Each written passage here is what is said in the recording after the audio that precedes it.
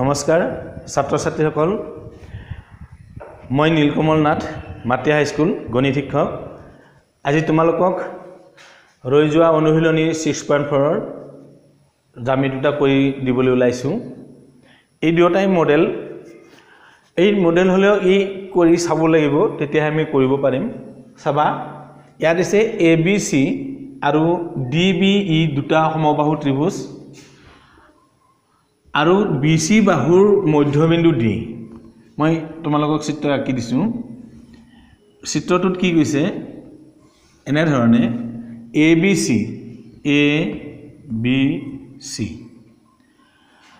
ABC আৰু DBDE দুটা সমবাহু ত্ৰিভুজ এটা সমবাহু ত্ৰিভুজ বুলি কৈছে তিনিডাল বাহু ইয়াৰ সমান BC বাহুৰ মধ্যবিন্দু D BC বাহুৰ মধ্যবিন্দু কি দিছে তে D এটা লব দিছে D লৈছো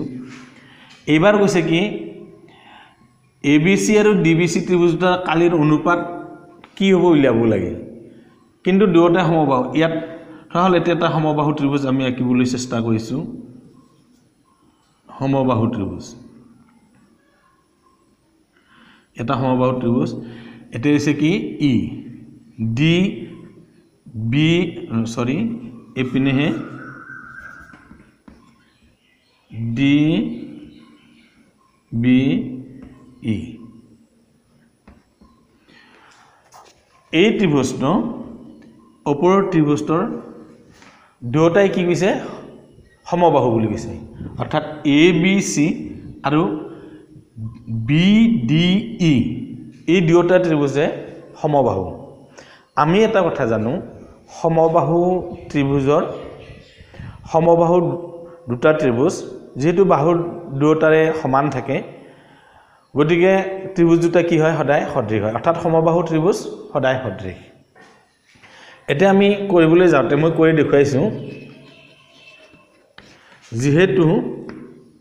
ABC আৰু ত্ৰিভুজ ABC আৰু ত্ৰিভুজ BDE সমবাহু গতিকে ত্ৰিভুজ ABC সদৃশ ত্ৰিভুজ BDE ত্ৰিভুজ দুটা কি হ'ব সদৃশ হ'ব যদি ত্ৰিভুজ সদৃশ হয় তেন্তে আমি পাইছো সদৃশ ত্ৰিভুজৰ কালিৰ অনুপাত ইহতৰ বাহুৰ বৰ্গৰ অনুপাতৰ সমান হয় এতে সদৃশ ত্ৰিভুজ তেনেহলে ABC ত্ৰিভুজৰ কালি এৰিয়া অফ ABC আৰু এৰিয়া অফ BDE এই দুটা ত্ৰিভুজৰ কালিৰ অনুপাত কি ইহতৰ বাহুৰ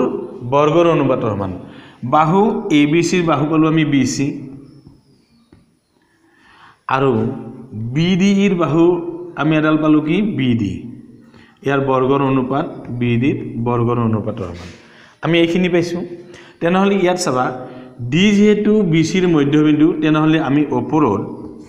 BC ৰ ঠাইত আমি BD 2 গুণ BD বুলি লিখিব পাৰো তাৰ ওপৰত হোল স্কয়াৰ আৰু ইয়াত আছে কি BD স্কয়াৰ অৰ্থাৎ BC ৰ হলনি মই টুৱাইস BD বুলি লিখিছো তাৰপৰ হোল স্কয়াৰ আছে বাবে হোল স্কয়াৰ দিছো এইবাৰ ইয়াত হল কি 2 2 * 4 BD স্কয়াৰ তলত থাকিল BD স্কয়াৰ কাটিলে আমি কি পাম 4 আৰু 1 অৰ্থাৎ 4:1 তেনেহলে 4:1 তেনেহলে আমি ইয়াত লিখিব পাৰো এতেকে area of ABC is to area of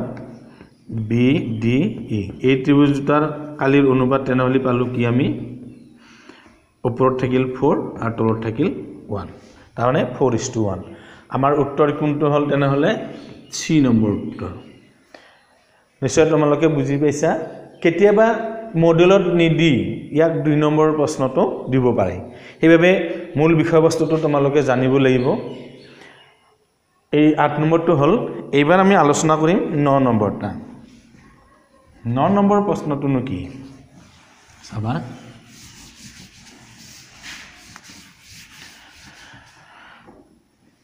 9 number প্ৰশ্নটো আছিল এনেকুৱা দুটা সদৃশ ত্ৰিভুজৰ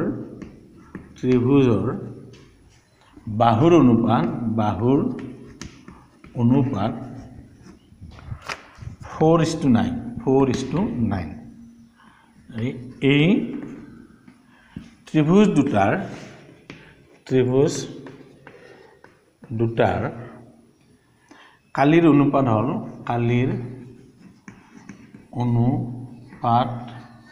হল কি দিছে এক নম্বৰ দিছে 2:3 বি নম্বৰ দিছে 4:9 সি নম্বৰত 81:16 আৰু ডি নম্বৰত দিয়া আছে 16:81 এতিয়া চাবা আমি কৰিবলৈ যাওঁতে আমি এটা কথা জানো কি দুটা ত্ৰিভুজ যদি সদৃশ হয় তেন্তে হিহঁতৰ কালিৰ অনুপাত হিহঁতৰ বাহুৰ বৰ্গৰ অনুপাতৰ সমান সেইটো আমি উপবাদ্যত পাইছো সেই কাৰণে আমি ইয়াত লিখিম আমি প্ৰথমতে লিখো এনেকে ধৰা হল ত্ৰিভুজ ABC আৰু ত্ৰিভুজ PQR সদৃশ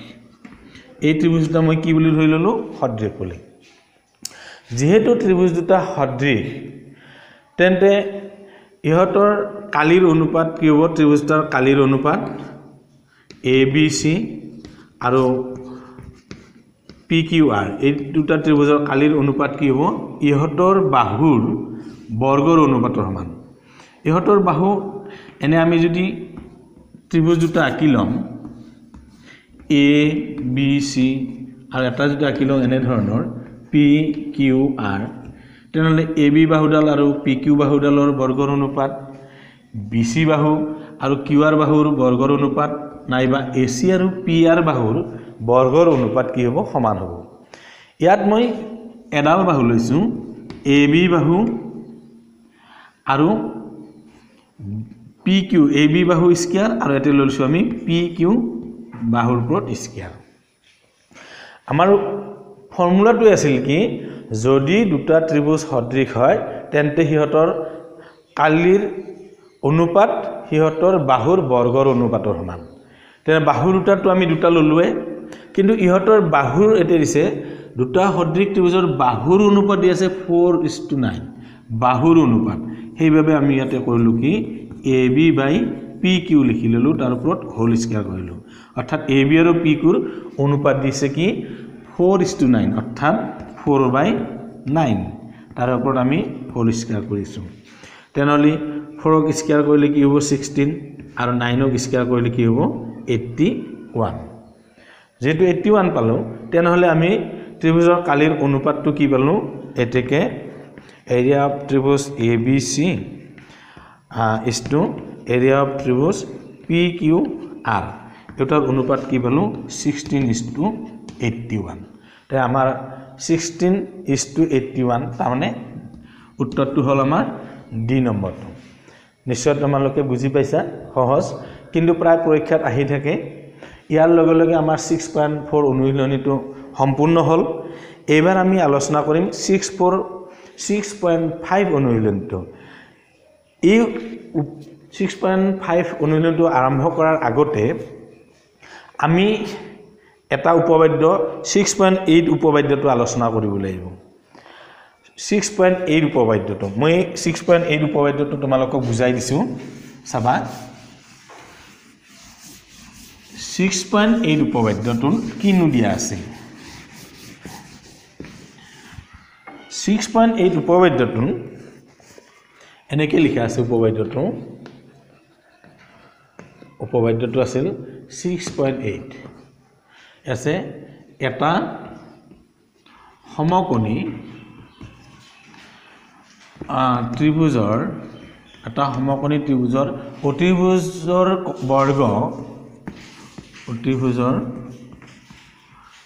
বৰ্গ আন দুটা বাহুৰ বৰ্গৰ যোগফলৰ সমান তো প্ৰায় আহি থাকে এই উপবাদ্যটো প্ৰমাণ কৰিবলৈ আহে এতিয়া চাবা এই উপবাদ্যটো কৰিব যোৱাৰ আগতে মই আন এটা 6.7 উপবাদ্য এটা আছে কিতাপত তোমালোকে চাবা মই দেখুৱাই দিছো আকি বস্তুটো বুজাই দিছো এটো পাইথাগোৰাছৰ সূত্ৰৰ লগত জড়িত ৰাহল এটো এটা সমকোণী ত্ৰিভুজ ৰাহল এ বি সি এটা সমকোণী ত্ৰিভুজ ইয়াৰ বি কোণ সমকোণ অৰ্থাৎ 90 ডিগ্ৰী কোণ বি কোণৰ পৰা অৰ্থাৎ সমকোণৰ পৰা যদি অতিভুজলৈ অৰ্থাৎ কৰ্ণডাললৈ আমাৰ যিডাল আছে কৰ্ণডাললৈ লম্ব টনা হয় ধৰাল আমি বিডি লম্ব টানিছো তেন্তে এই কৰ্ণডালে এতে দুটা ত্ৰিভুজৰ সৃষ্টি কৰিছে এই ত্ৰিভুজ দুটা সদায় সদৃশ হয় অৰ্থাৎ এ ডি বি আৰু সি ডি বি এই দুটা সদৃশ লগতে এ বি সি আৰু এ ডি বি সদৃশ হ'ব আৰু সি ডি বি আৰু এ বি সিও কি হ'ব সদৃশ হ'ব ইটো 6.7 উপবাদ্য দিয়া আছে তোমালোকে চাবা ইয়াত যদি এটা সমকোণী ত্ৰিভুজৰ সমকোণ থকা শীৰ্ষবিন্দুৰ পৰা অতিভুজলৈ এটা লম্ব টনা হয় তেনেহলে লম্বডালৰ দুয়োফালে গঠিত ত্ৰিভুজ দুটাৰ প্ৰতিটোৱে গোটেই ত্ৰিভুজৰ সৈতে সদৃশ অৰ্থাৎ হিয়ত দুটা পৰস্পৰ সদৃশ অৰ্থাৎ দুটা যদি সমকোণৰ পৰা যদি আমি এটা লম্ব টানি দিও যি দুটা ত্ৰিভুজ উৎপন্ন হ'ব এই প্ৰথম ত্ৰিভুজ অৰ্থাৎ এ বি সি ত্ৰিভুজৰ এই দুয়োটাই কি হ'ব ত্ৰিভুজে সদৃশ হ'ব আৰু গঠন হয় এই ত্ৰিভুজ দুটাও কি হয় সদৃশ হয় এটো আমি ক'ত পাইছো আমি 6.7 উপবাদ্যত পাইছো আমি এই কথাটোৰ যোগেৰে এবাৰ আমি প্ৰমাণ কৰিবলৈ যাম 6.8 আমাৰ যেটো উপবাদ্য আছে এটোৰ বিষয়ে আলোচনা কৰিম এতিয়া চাবা আমি প্ৰমাণত যাম আমি প্ৰথমতে ধৰি লম ধৰা হল এ বি সি এটা সমকোণী ত্ৰিভুজ ইয়াৰ বি কোণ সমান 90 ডিগ্ৰী বি কোণ 90 ডিগ্ৰী এটা সমকোণী অতিভুজৰ বৰ্গ আন দুটা বাহুৰ বৰ্গৰ যোগফল সমান ধৰা হল এ বি সি এটা সমকোণী ত্ৰিভুজ ইয়াৰ বি কোণ 90 ডিগ্ৰী বি কোণ 90 ডিগ্ৰী আমি এটা সমকোণী ত্ৰিভুজ আঁকি লওঁ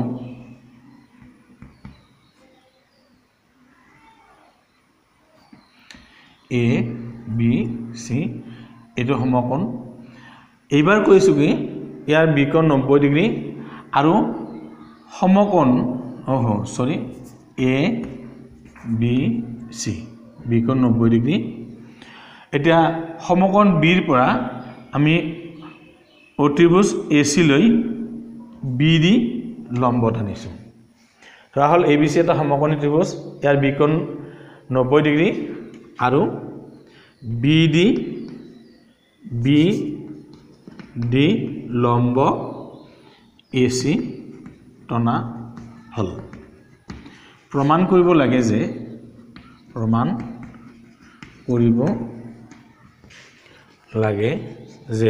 কি প্ৰমাণ কৰিব লাগে যে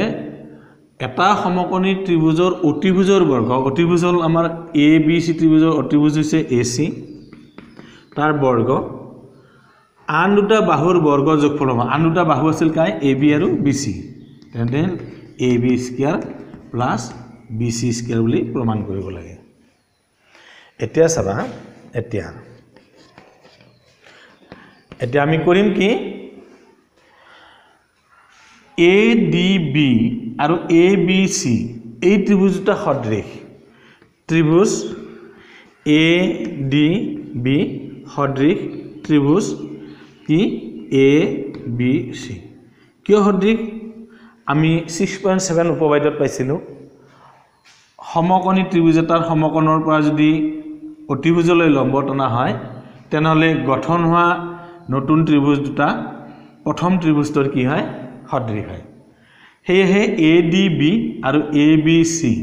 এই ত্ৰিভুজটা কি হ'ব সদৃশ আমি 6.7 উপবাদ্য মতে বুলি লিখি দিম উপবাদ্য অনুসৰি কি হ'ব ত্ৰিভুজ দুটা সদৃশ হ'ব এতিয়া যেহেতু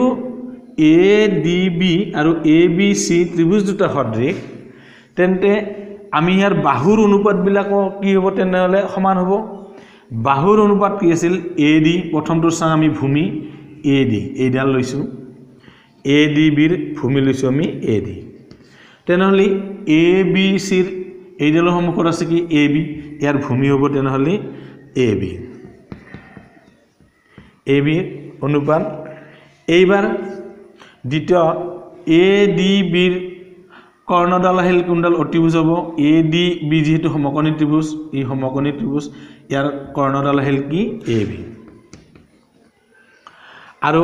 ABC ৰ কৰ্ণডাল কি হ'ব AC দীঘল বাহুডাল AC তেনেহলে ইয়াত হল AC হল এতিয়া আমি বৰ্গ পূৰণ কৰিলে কি হ'ব ইয়াত হ'ব AD * AC ইকুৱেল AB পূৰণ কৰিলে কি হ'ব AB স্কয়াৰ 1 নং আৰু এইবাৰ আমি CDB এইবাৰ আমি ত্ৰিভুজ CDB সদৃশ আৰু কি পাম ABC ত্ৰিভুজ ABC এই ত্ৰিভুজটা সদৃশ আৰু CDB সদৃশ কাই ABC সেই একে 6.7 উপবাদ্য অনুহৰি আমি কি পাম সদৃশ পাম যেহেতু এই ত্ৰিভুজটা সদৃশ এবাৰ চাবা CD ভূমি হল CD ইয়াত আনিম CD ইয়াৰ ক্ষেত্ৰত ABC BC CD ৰ বিপৰীতে আছে কাই BC তেনেহলে BC ডাল আনিম CDB বুলি গলে ইয়াৰ কৰ্ণডাল হল BC তেনেহলে আমি ইয়াত BC আনিম আৰু ABC বুলি গলে ইয়াৰ কৰ্ণডাল হ'ব কি AC আনিম এবাৰ বৰ্গ পূৰণ কৰি লম বৰ্গ পূৰণ কৰিলে কি হ'ব CD * AC আৰু ইয়াত হ'ব BC দুটা BC স্কয়াৰ 2 নং এতিয়া 1 নং আৰু 2 নং আমি কি কৰিম যোগ কৰি লম 1 নং যোগ 2 নং যোগ কৰিলে আমি কি পাম এইপিনে আছে AD * AC প্লাস এইফালে আছে CD * AC আৰু বিপৰীত ফালে আছে কি AB স্কয়াৰ আৰু ইয়াত আছে BC স্কয়াৰ তেনেহলে AB square plus BC square সবা আমাৰ এটা অংশ ওলাই আহিলে প্ৰায় এবাৰ আমাক লাগে এই অংশটোৰ পৰা AC স্কয়াৰ উলিয়াব লাগে তেনেহলে ইয়াৰ পৰা আমি কি কমন পাম সবা ইয়াত AC আছে ইয়াত আমি AC কমন পাম AC কমন ললে ইয়াত থাকিব AD প্লাস ইয়াত থাকিব CD আৰু বাকিখিনি ইয়াত আগৰদৰে থাকিব AB square plus BC square এইখিনি আমি বুজি পালো এইবাৰ সবা ওপৰ উপবাদ্যটো মই মুছি দিছো ইয়াত কি দিছে এইবাৰ ইয়াত পালো আমি AC ইয়াৰ অংশখিনি মই ওপৰত দিছো ইয়াত AC ইয়াত এয়া AC ইয়াত আছে AD plus CD সবা AD plus CD AD আৰু CD প্লাস কৰিলে কি হ'ব AC পোৱা যাব তেনেহলে ইয়াত আমি কি লিখিম AC বিপৰীত সাইডে কি আছে আমাৰ AB square plus BC square AC পূৰণ কৰিলে আমি পাম AC স্কয়াৰ আৰু ইয়াত থাকিব AB square plus BC square আৰু এই কথাখিনিয়ে আমাক প্ৰমাণ কৰিবলৈ দিছে আৰু এইখিনি আমাৰ কি হল প্ৰমাণিত হল নিশ্চয় তোমালোকে বুজি পাইছা পৰীক্ষাত আহে গতিকে তোমালোকে এটো চাবা এবাৰ আমি ইয়াৰ অনুশীলনীৰ অংক কৰিবলৈ যাম অনুশীলনীৰ অংকটোত আমি 6.5 ৰ প্ৰথম অংকটোৰ আমি ইয়াত 4টা প্ৰশ্ন দিয়া আছে এবাৰ এইখিনি আমি দিবলৈ লাইছো এতিয়া চাবা কি আছে অনুশীলনী 6.1 প্ৰথম প্ৰশ্নটো আছে ত্ৰিভুজৰ কিছুমান বাহুৰ দিক আৰু দিশ তলত দিয়া হল ত্ৰিভুজৰ বাহুৰ দিশ এইবিলাক ইয়াৰে কোনবিলাক সমকোণী ত্ৰিভুজ উলিয়া এইকেইটাৰ এটা চাৰিটা দিয়া আছে মই দুটা তুলিছো এইবিলাক কোনবিলাক সমকোণী ত্ৰিভুজ উলিয়াব লাগে সমকোণী ত্ৰিভুজৰ ক্ষেত্ৰত অতিভুজডালৰ দিশ উলিয়া যদি সমকোণী ত্ৰিভুজ হয় তেনে অতিভুজৰ দিশবিলাক কি কৰিছে উলিয়াবলৈ দিছে চাবা আমি প্ৰথম এক নম্বৰটা কৰিবলৈ লাইছো এতিয়া চাবা আমি প্ৰথমতে ধৰি লম এটা ত্ৰিভুজ ধৰা হল এ বি সি এটা ত্ৰিভুজ ধৰা হল এ বি সি এটা ত্ৰিভুজ ইয়াৰ এ বি বাহু সমান সমান 7 সেন্টিমিটাৰ বি সি বাহু সমান সমান 24 সেন্টিমিটাৰ আৰু এ সি বা সি এ বাহু সমান সমান 25 সেন্টিমিটাৰ এইখিনি আমি লিখি ললো তোমালোকে এটা কথা জানা সমকোণী ত্ৰিভুজৰ ক্ষেত্ৰত আমি এনেকৈ পাইছিলো যদি সমকোণী ত্ৰিভুজ হয় তেনেকৈ পাইছিলো কৰ্ণ স্কয়াৰ সমান সমান ভূমি স্কয়াৰ যোগ উন্নতি স্কয়াৰ এনে ধৰণে আমি এটা সূত্ৰ পাইছিলো পাইথাগোৰাছৰ সূত্ৰটো পাইছো আৰু সমকোণী ত্ৰিভুজৰ ক্ষেত্ৰত সদায় কৰ্ণডালৰ মান ভূমি আৰু কৰ্ণডালৰ বৰ্গৰ মান ভূমিৰ আৰু উন্নতিৰ বৰ্গৰ যোগফলৰ সমান বুলি আমি পাইছো এই একেটা সেই সূত্ৰটোকে আমি ইয়াত প্ৰয়োগ কৰিম প্ৰথমতে আমি ইয়াৰে ছুটি বাহু দুডাল বিচাৰি উলিয়াম এটা হল 7 সেন্টিমিটাৰ এটা হল 24 সেন্টিমিটাৰ ইয়াৰ পৰা আৰম্ভ কৰিম যেহেতু এই দুডালতকৈ এইডাল দীঘল এইডালক আমি কৰ্ণ বুলি বা অতিভুজ বুলি ধৰি লৈছো এতিয়া আমি এনে ধৰণে চাম এ বি স্কয়াৰ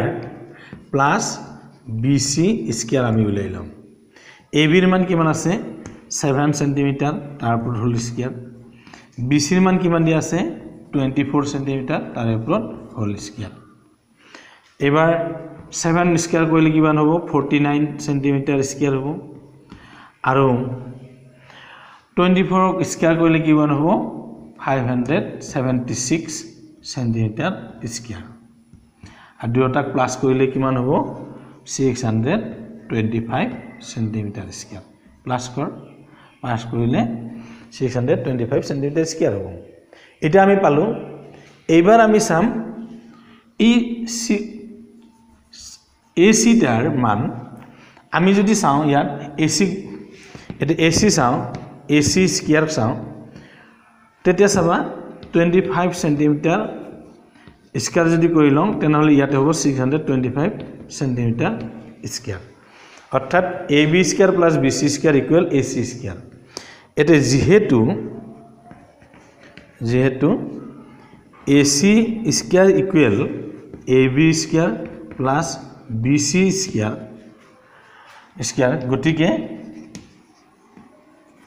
গতিকে আমি কি পাম এ বি সি এটা সমকোণী ত্ৰিভুজ গতিকে এ বি সি এটা সমকোণী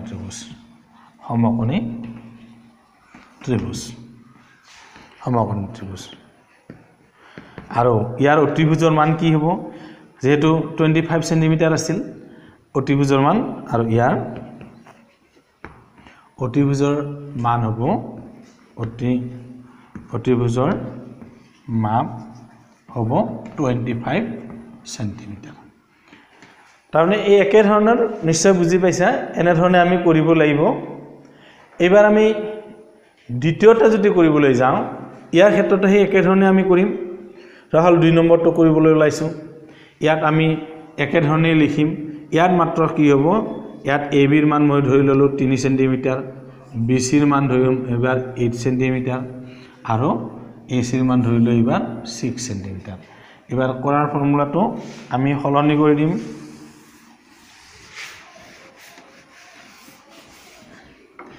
কি হ'ব এবাৰ চাবা বাকি ছুটি বাহু দুডাল হল এটা হল 3 সেন্টিমিটাৰ এটা হল 6 সেন্টিমিটাৰ এবাৰ আমি লিখিম এ বি এতিয়া আগৰ ধৰণে ছুটি বাহু দুডালৰ বৰ্গ উলিয়াই লওঁ এ বি স্কয়াৰ প্লাস এবাৰ এ সি স্কয়াৰ আন ছুটি বাহু দুডাল তাক বৰ্গ কৰিব লাগিব এ বিৰ মান দিয়া আছে কি 3 সেন্টিমিটাৰ তাৰ ওপৰত স্কয়াৰ এচিৰ মান কি দি আছে 6 সেন্টিমিটাৰ তাৰ ওপৰত স্কয়াৰ ইয়াত হ'ব 3 3 9 9 সেন্টিমিটাৰ স্কয়াৰ আৰ হ'ব 6 6 36 সেন্টিমিটাৰ স্কয়াৰ 9 10 তেনেহ'লে ইয়াতে 5 থাকিল তাৰপিছত 45 সেন্টিমিটাৰ স্কয়াৰ আৰু বাকি থাকিল কি আমাৰ কৰ্ণডালৰ ক্ষেত্ৰত BC স্কয়াৰ এইবাৰ আহিব ডাঙৰ বাহুডালৰ বৰ্গ BCৰ ক্ষেত্ৰত আমাৰ আছে কি 8 সেন্টিমিটাৰ 8 সেন্টিমিটাৰ স্কয়াৰ এটা হল 64 সেন্টিমিটাৰ স্কয়াৰ এতিয়া চোৱা ইয়াত AB স্কয়াৰ প্লাস AC স্কয়াৰৰ মান 45 ওলাইছে আৰু ইয়াত ওলাইছে কিমান 64 ওলাইছে গতিকে মিলা নাই যেহেতু AB square plus AC square not equal BC square গটিকে বাহু তিনডালে গটিকে বাহু তিনিডালে গঠন কৰা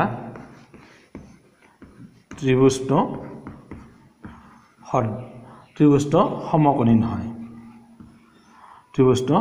সমকোণী ত্ৰিভুজ নহয় তাৰমানে আমি বুজি পালো দুডাল বাহুৰ বৰ্গৰ যোগফল যদি তৃতীয় বাহুৰ বৰ্গৰ যোগফলৰ সমান হয় তেনহলে ই সমকোণী ত্ৰিভুজ গঠন কৰিব আৰু যদি দুডাল বাহুৰ বৰ্গৰ